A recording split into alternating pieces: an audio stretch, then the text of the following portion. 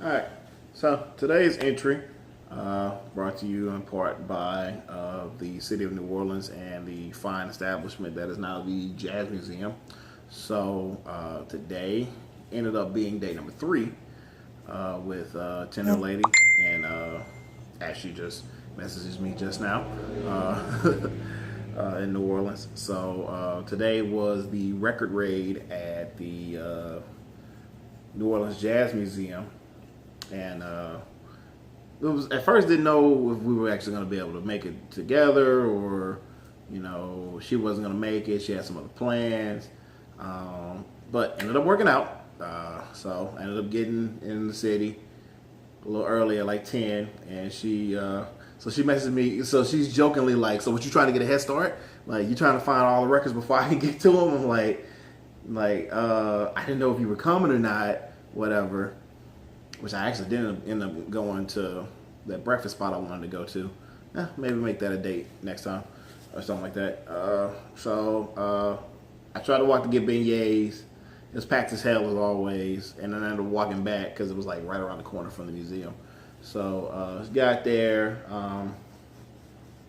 We said hellos, and we haven't done the whole hug and greet thing yet. So it's just, hey, what's up? Hey, what's up? So. It's still awkward trying to fill each other out a little bit. I know she mentioned that she doesn't really do rebound guys, and I honestly, not gonna lie, the more and more I talk to her, the more and more I don't even see her like that. Like, I actually could see this going somewhere. Time will continue to tell, but it definitely feels like there's something that might could actually go somewhere. So we started looking through records and stuff and catching up and joking. Like, I think it's firmly established we really like going record shopping. It's like something really fun that we both kind of, can look through the records and kind of laugh and joke about different artists and learn more and more about each other's musical tastes. Where she likes jazz, like, she likes jazz and a little bit of other things, and she buys a lot of vinyls for the covers. Where I am a soul, funk, hip hop, R&B guy. Not that there is an overlap there, but her taste kind of stretches out a little bit further than mine. So it's really interesting, like two different people who are both like vinyl collectors, how we approach it differently and similarly at the same time.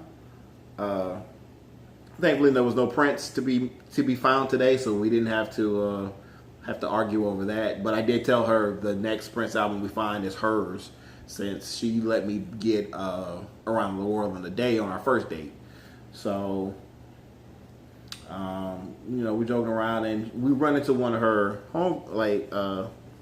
co-workers, I think, and she introduces me, make our greetings or whatever. So we're looking around and bumping into her a little bit, and I interact with her a little bit. So let's go through the finds. And one of them has an interesting story, which is basically why I'm actually showing my records that I bought today. So we got Earth, Wind, and Fire.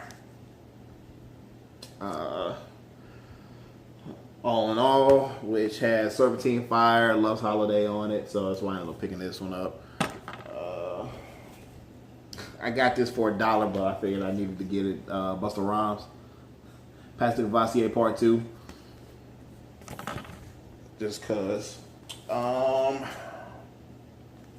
You see Michael. It's the Jacksons live. And I was not gonna get this, and I'm surprised she didn't get it, but now that I'm looking at it, it's like a shit ton of Michael Jackson songs. Actually, I think it's like all Michael Jackson songs almost. Well, no, because it got This Place Hotel, which is a Jackson song. Can You Feel It? Ben was a Michael song by himself. Never Can Say Goodbye. So there's Jackson 5 stuff on it, and then there's like off the wall Michael Jackson stuff on it, which I'm gonna bang the shit out of this. I'm gonna listen to this. The incomparable Isley Brothers, which I blame my parents for my devout love for the Isley Brothers. Okay, it's in now. Like, felt kind of light for a second there. And lastly, the Commodores. So I picked the Commodores up, and her friend sees me pick up the Commodores and the Isley Brothers, and she was like, she looked at me. She was like, "You picked up the Commodores?" And looked at old girl and was like, "Girl, you need to get him. You need to get him." I'm like, "Ma'am, I see you. I can see what you're doing right now. You hyping me up, and I appreciate it." So points for me, apparently, from her coworker for my interest in Commodores, which I told a girl at the end of the day was like, "Hey, so when you talk to your whole girl, she's gonna say something to you. Tell her I said I saw her and I appreciate it. I ain't tell her what she said or what she was doing, but I told her, tell your homegirl I see you and I appreciate it."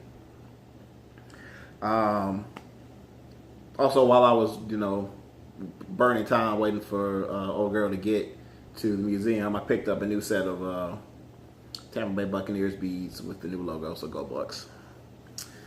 Yeah.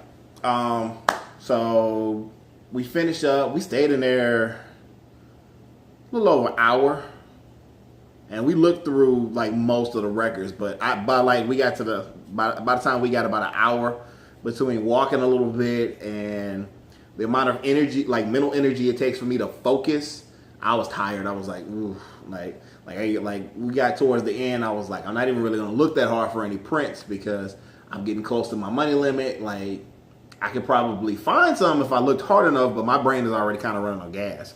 It's running out of gas. So we left out and we walked back towards where we parked at, which we actually ended up parking like right around the corner from each other, which was funny. So we're walking back in, we're talking, which is hard to kind of when you're on a date, because we message each other a lot throughout the day. It's almost kind of hard to come up with more small talk when you're face to face a little bit, because we talk so much throughout the day, and it's been like this like every day almost since like we matched last month on Tinder, where it's like we're like talking and joking all day long, and it's hilarious. And we have exchanged numbers already. We've been exchanged phone numbers, but we don't text each other because we can send hilarious gifts to each other in Facebook Messenger, which is funny. So we're getting ready to part ways, and it probably took us 15 minutes to actually part ways because we were like, oh, well, had a good time, blah, blah, blah, had a good time too. And we two awkward, rambling ass niggas. Like, I know of many people who know me personally or have interacted with me through the groups or like Xbox Live party chats or follow me on social media knows I'm a flighty ass person. Like, in my mind, all of my ideas connect, but they connect so very tangentially that you have to ask me, how does that make sense? Where my brain picks up on an idea and remembers something else and goes to that tangent. She is damn near like that. It is weird having a conversation with somebody who has similar like mental tendencies and conversations, and you're trying to figure out, is she actually being serious? Or is she just really that sarcastic that she can say it with a straight face, say that she's being serious, and then just keep going like what she said wasn't ridiculous? It's funny. It's confusing, but it is funny. So she's like, yeah, I'll be dead serious. You be over there laughing, but I'll be dead serious when I be saying this stuff. It's like, but are you though? Because I don't know if you are, and if you are, I'm a little worried. But so I finally go in and give her a kiss, which she was waiting for. So I think that was part of like the awkward rambling. It's just like, okay, who's gonna make the first move? So give her a kiss, and of course, wipe lipstick off, whatever. It's kind of awkward. I mean, it's still kind of feeling each other out awkward, but I don't know. It's so different. Like in my head, it's like, man, this is just so weird because it's not somebody I know, and it's not my ex-wife, and like the timing is like so different. It's like I don't know this woman like this, so is the timing okay? Is this what is it's so much going on in my brain, but it's like I have to like stop my brain. It's like just shut up and go for it. Just go for it. If you fall flat on your face, look, it happens. It ain't like it'd be the first time you have. It's just been a long time since you have.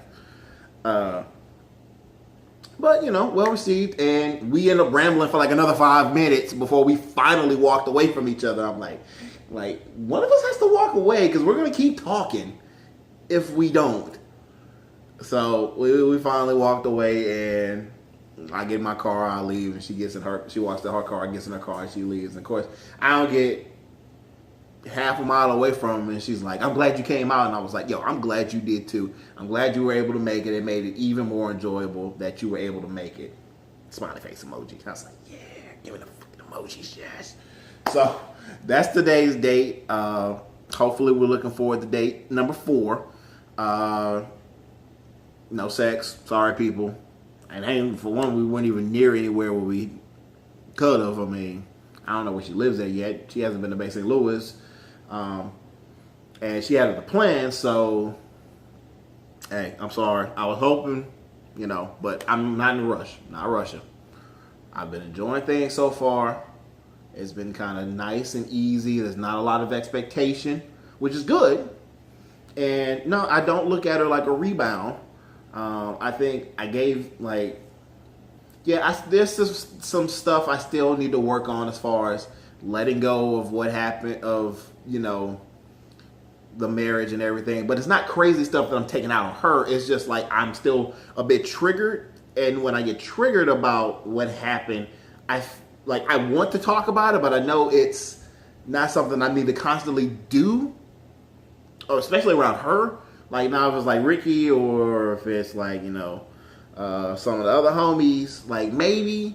But obviously with Ricky, yeah, that's something I can talk about because he's my best friend, so he understands. Like and Dustin as well is like they can kind of understand that it's still something that is still very triggering for me, and also it's still kind of hard. It's still somewhat triggering because she hadn't changed, and it's still a lot of the same stuff that she's doing, which kind of keeps re-triggering me a little bit, which is why I'm happy.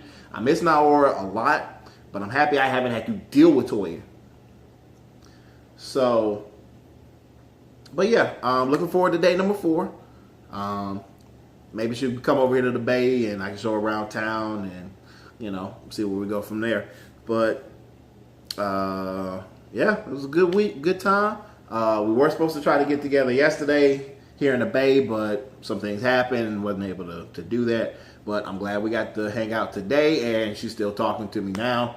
I will continue to taunt her, I'm sure, and she will probably taunt me back later on.